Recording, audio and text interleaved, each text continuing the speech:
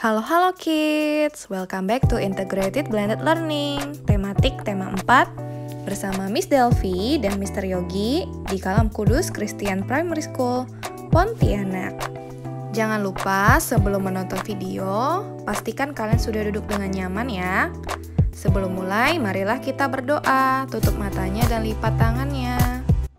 Our Father in Heaven, thank you for your blessing, thank you for everything God.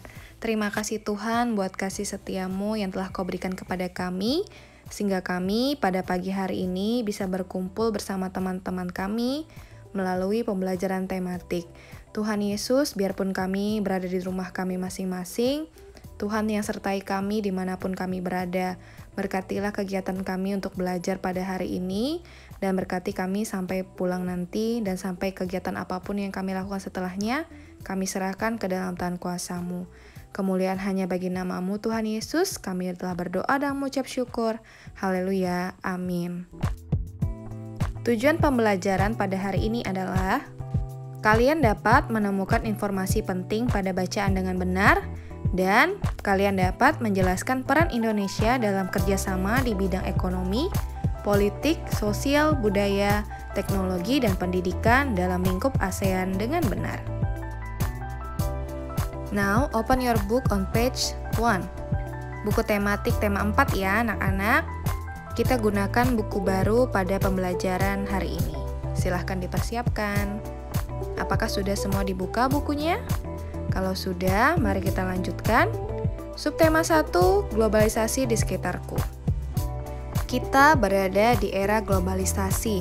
Dapatkah kamu menyebutkan dan menjelaskan fakta tentang globalisasi yang ada di sekitarmu? Ayo mengamati. Amati berbagai produk yang ada di sekitarmu. Produk tersebut bisa berupa pakaian, tas atau sepatu yang kamu, temanmu, dan gurumu kenakan. Bisa juga makanan dan minuman atau produk lain yang ada di sekitar kelas dan sekolah. Kalau sekarang bisa kalian lihat di sekitar rumah kalian ya. Bisakah kamu menerka negara mana yang memproduksinya? Oke, pertanyaan ini kita akan bahas melalui tabel di bawah ini ya anak-anak. Di sini ada tabel 3 nomor, yaitu 3 produk yang akan kita identifikasikan namanya, kemudian asal daerahnya atau asal negaranya. Untuk melengkapi tabel di atas, kita perlu melihat peta dunia berikut.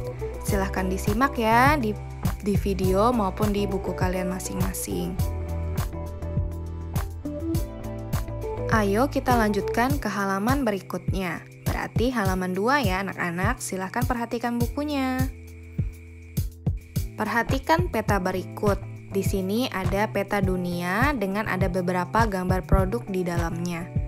Pada peta ada beberapa foto produk pada daerah-daerah tertentu. Nah, ini penempatannya di berbagai negara ya anak-anak. Pada peta, kita pilih 3 gambar produk untuk mengisi tabel. Yang pertama adalah baju batik, kemudian gambar kedua, boneka packing, dan yang ketiga, mobil. Selanjutnya, yang perlu kita lakukan adalah kita isi bersama tabel berdasarkan gambar. Gambar pertama yaitu baju batik. Nah, bisa kalian pikirkan di sini baju batik itu berasal dari mana ya kira-kira? Oke, benar, berasal dari Indonesia, negara kita sendiri. Karena batik adalah salah satu warisan budaya Indonesia. Yang kedua, boneka packing. Bisa dilihat di sini ciri khas dari pakaian adatnya. Nah, boneka packing ini berasal dari Tiongkok. Nah, bisa dilihat ya, ciri khasnya berbeda.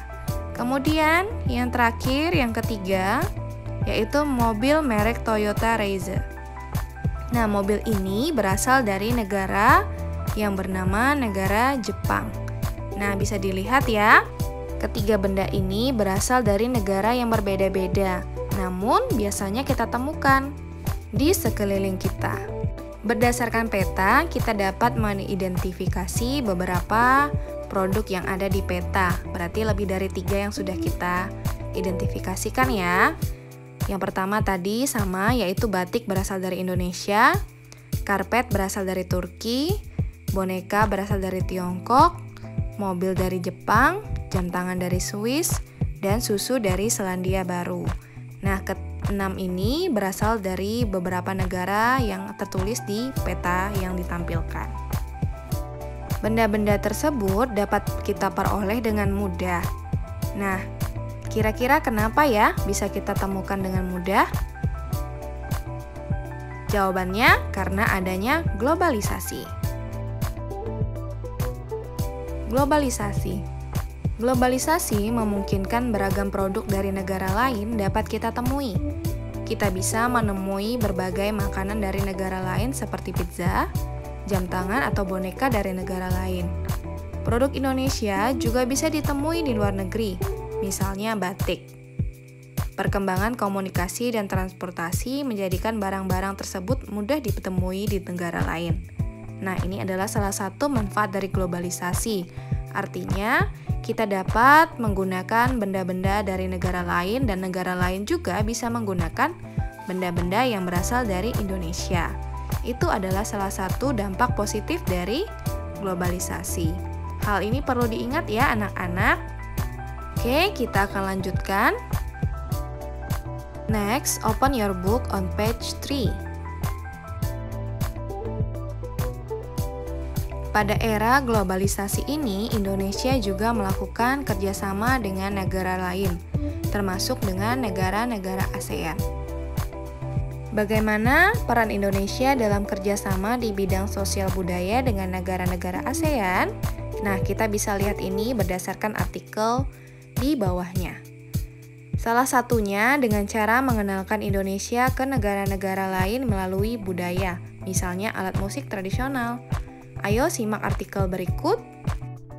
Perhatikan teks berikut. Menlu Hillary Clinton promosikan angklung ke dunia.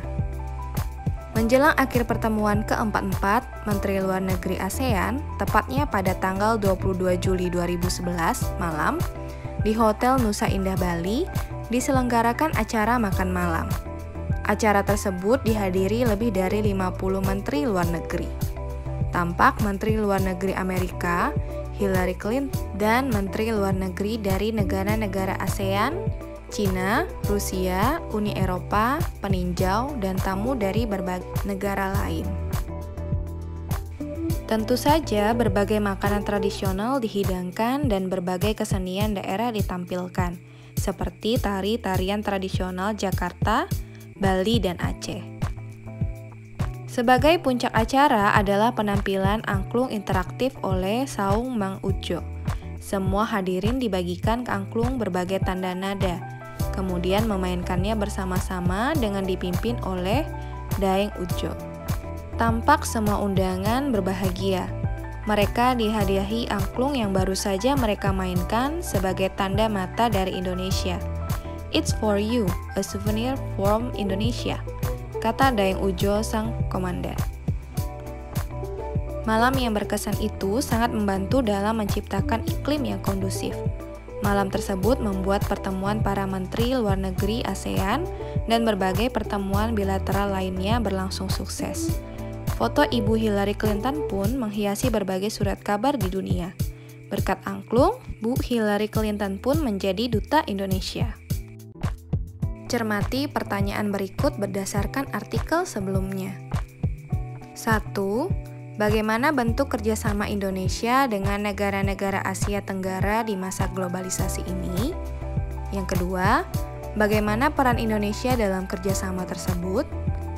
Yang ketiga, bagaimana peran angklung dalam acara tersebut? Nah, silahkan kalian cek kembali artikelnya ya. Kalau sudah, ayo kita bahas bersama. Perhatikan dan jangan lupa pertanyaannya ya. Kita akan bahas jawabannya di bawah ini. Dari artikel, kita dapat melihat bentuk kerjasama Indonesia dengan negara-negara Asia Tenggara, yaitu diadakannya kerjasama pertemuan Menteri Luar Negeri ASEAN. Ini adalah jawaban dari pertanyaan nomor 1. Bisa kalian lihat di sini. Selanjutnya, pertanyaan nomor 2, jawabannya adalah peran Indonesia adalah menjadi tuan rumah untuk acara pertemuan ke-44 Menteri Luar Negeri ASEAN. Indonesia mengenalkan keunikannya melalui makanan tradisional, permainan musik, dan tari daerah. Selanjutnya, kita akan membahas pertanyaan terakhir. Bisa kita lihat bahwa peran angklung adalah menciptakan iklim yang kondusif dan membuat suasana menjadi menyenangkan. Terlihat pada paragraf 3, yaitu kalimat, tampak semua undangan berbahagia. Mereka dihadiahi angklung yang baru saja mereka mainkan sebagai tanda mata dari Indonesia. Cukup sekian bahasan kita pada hari ini. Silahkan kalian catat jawaban dari masing-masing pertanyaan yang sudah kita bahas bersama. Thank you for your attention. God bless you. Goodbye.